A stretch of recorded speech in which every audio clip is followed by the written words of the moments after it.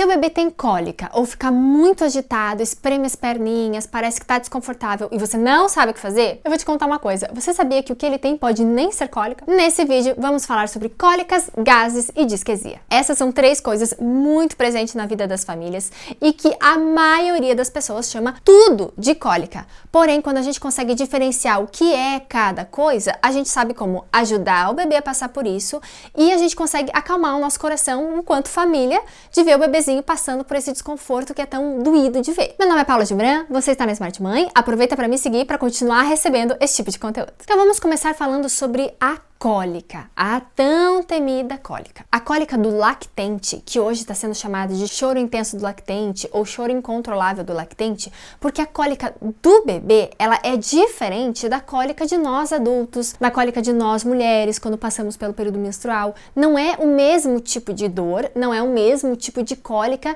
que a gente sente. Aliás, há quem diga que o bebê nem está sentindo dor.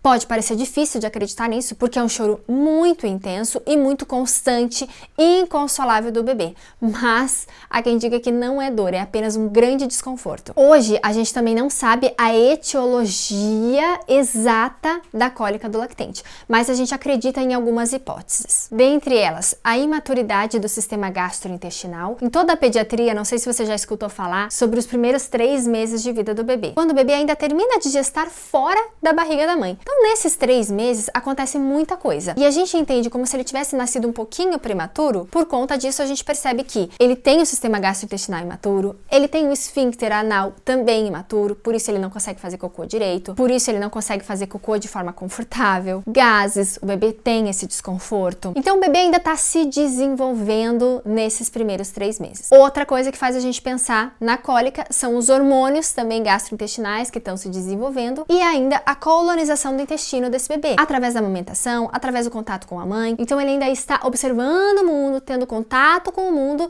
e por isso pode acontecer esse grande desconforto. E como é que a gente diagnostica a cólica? Agora eu preciso que vocês prestem atenção e guardem no coração essa parte, porque agora vocês vão entender o que é cólica e que muito provavelmente o que o bebezinho de vocês tem não é cólica porque não se encaixa nessa definição. Pra gente dizer que o bebê tem cólica, ele precisa chorar um choro intenso, inconsolável, não importa o que você faça para esse bebê, ele não vai parar de chorar. Um colinho gostoso da mamãe, amamentar não vai fazer ele parar de chorar, passear com ele de carro, colocar no charutinho, ligar o ruído branco, é um choro inconsolável e intenso por mais de 1 hora, às vezes 2 e às vezes 3. É terrível, é um choro muito, muito, muito intenso. Esse choro deve acontecer por 3 vezes por semana, aproximadamente. Esses episódios geralmente estão no final da tarde, ele acontece ali por volta das 5, 6 horas da tarde, então é sempre no final do dia. E a duração de um episódio desse, que aconteceu 3 vezes por semana, durante 3 semanas seguidas. Então, com tudo isso acontecendo, a gente chama de regra de 3. Quando o bebê se enquadra na regra de 3, a gente pode dizer, esse bebê tem a cólica, o tal do choro inconsolável do lactente. Outra coisa que vocês precisam saber é que a cólica do lactente, ela se inicia por volta da 3ª semana de vida. Então, o que o bebê apresenta antes dessa 3ª semana, também ainda é porque ele está recebendo leite materno, ele não estava acostumado a comer, então agora ele está mamando e ele está reconhecendo essa coisa esquisita que entra na barriga dele, a barriga faz barulho, ele sente fome, algo que ele nunca sentiu antes. Esse choro que acontece antes da 3ª semana tá muito mais ligado a isso do que a cólica. Agora eu vou acalmar seu coração dizendo pra você que esse quadro aparece em menos de 20% dos bebês. Então não é a grande maioria dos bebês que apresentam a cólica. A maioria dos bebês apresentam uma outra coisa chamada disquesia ou gases, que são 2 coisas quase que interligadas. Como que cura, como é que trata, como é que faz, Paula, pelo amor de Deus? Na verdade, ela tem um caráter autolimitado. Ela não é uma doença, não há medicamentos para tratar a cólica e ela tem um desaparecimento espontâneo por volta dos 3 meses de vida. Por isso eu vejo muito vocês mandarem mensagem dizendo: nossa, eu fiz tal coisa e com 3 meses melhorou. Ou nossa, é engraçado que com 3 meses passou.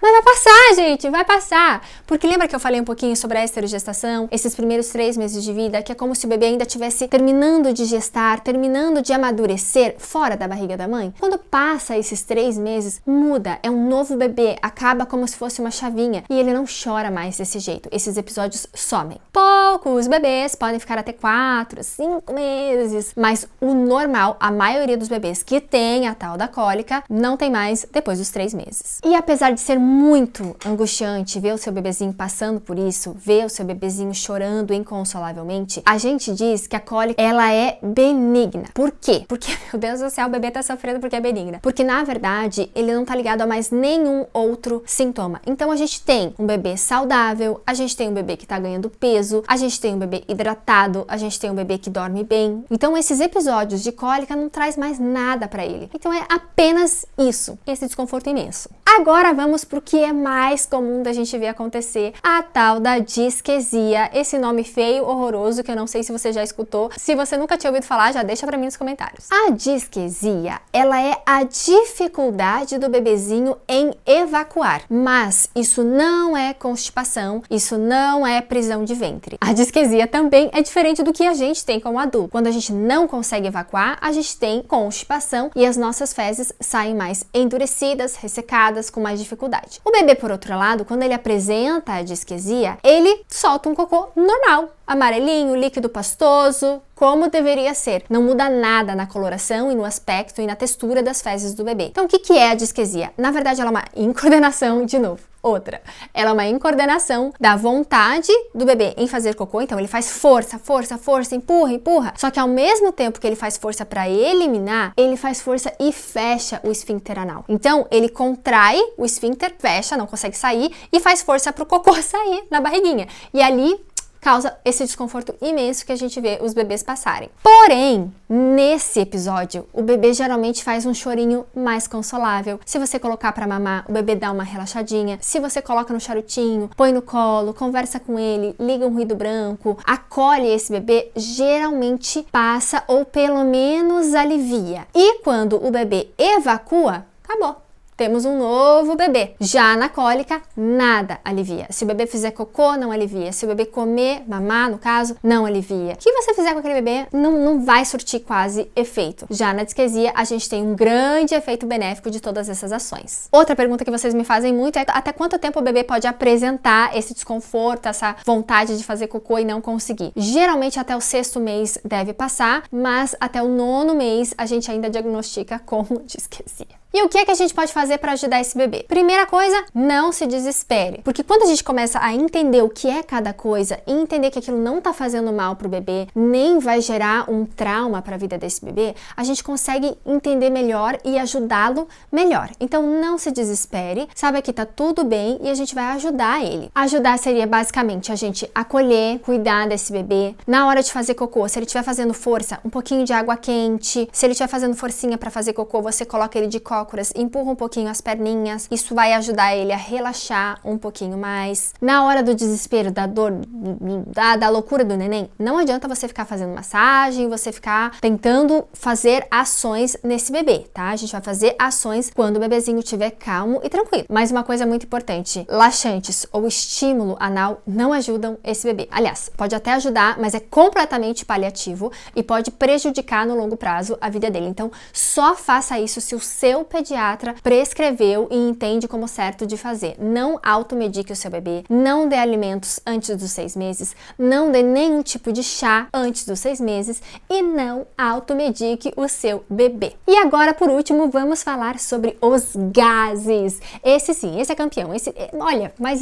Os gases. Primeira coisa que eu vou falar pra você é da onde eles são oriundos, porque essa é uma confusão que acontece imensa. Paula, o meu bebê está engolindo muito ar, por isso ele está com gases. A resposta é não. Porque os gases, gente, quando o bebê engole, estes gases estão vindo parar no estômago, eles não estão no intestino. Os gases do intestino que são os gases que a gente vê o bebê dar uma sofridinha também, ele é oriundo da digestão dos alimentos, ou seja, da digestão do leite materno ou da digestão da fórmula. Então, ele é oriundo disso, ele não é oriundo do ar que o bebê engoliu. Então, se o bebê engoliu o ar, Paula, mas por que o bebê fica tão desconfortável quando ele mama e engole ar? Porque tem ar no estômago. E como é que sai o ar do estômago? Com o arroto. Por isso é tão importante também a gente colocar o bebezinho para rotar. Por isso é tão importante você colocar o seu bebezinho para dormir de barriguinha para cima, porque assim ele pode dar deitadinho e dar uma arrotadinha também e soltar esse arzinho que vai sair pela boquinha. Esse arzinho não vai pro intestino. Outra coisa que eu quero que vocês entendam também, na literatura médica, na literatura científica de saúde, nós não temos nada descrito como gases. Isso é um problema, isso é uma patologia. Não existe isso na nossa literatura. E aonde que eu quero chegar com isso? Que também, quando a gente fala de gases num bebezinho, não adianta tratar os gases do bebê como a gente trata os gases do adulto. A maioria das medicações que a gente conhece, e muitas vezes são prescritas para bebê, eles aliviam o ar que está no estômago. Ele não é o ar que está no intestino também. Então, é bem complicado a gente tratar com medicamentos. Por isso, nenhuma dessas três situações que eu citei aqui para vocês, existe um tratamento medicamentoso específico para cada situação. Nós entendemos também que todas essas situações são peculiaridades de um recém-nascido. Assim como, por exemplo, o espirro, assim como um ronquinho que ele faz, às vezes depois quando ele mama, assim como aquele sustinho que ele tem, que nada mais é do que um reflexo. Então são várias coisas que os recém-nascidos têm e conforme eles crescem, desaparecem. Então é uma peculiaridade dele. Agora você deve estar se perguntando, Paula, então você está contando tudo isso pra gente, tá dizendo que é tudo normal e não há o que fazer. Quase isso. Mas não. Eu vou ensinar algumas coisas que você pode fazer para ajudar o seu bebezinho. Mas o que de mais importante eu quero com esse vídeo, e eu quero que você entenda. Eu quero acalmar o seu coração e eu quero tirar a pressão que fica sobre os ombros da família e principalmente sobre o ombro da mãe. Porque com certeza você já escutou coisas como: ah, o seu bebê tá desse jeito porque você tá tomando Coca-Cola. Ah, o seu bebê tá desse jeito porque você andou comendo alguma coisa. Ah, o seu bebê tá desse jeito porque você tá tensa e tá passando seu nervosismo pro seu bebê. Gente, não. Aliás, muito pelo contrário. O nervosismo que você está sentindo provavelmente está muito ligado ao perceber que o seu bebê está apresentando uma situação que você não sabe como ajudar. Então, a partir desse momento, quando você já sabe o que ele tem e você já sabe que o que você tem que fazer é acolher esse bebê, você fica mais tranquila. E essa tranquilidade também o bebê pode sentir. Então, eu quero que você tire do seu ombro essa pressão. Sobre a alimentação, a ciência nos comprova hoje que nada do que você come vai deixar o seu bebê com discasia, com cólica, com gases, com qualquer coisa desse tipo. Não tem.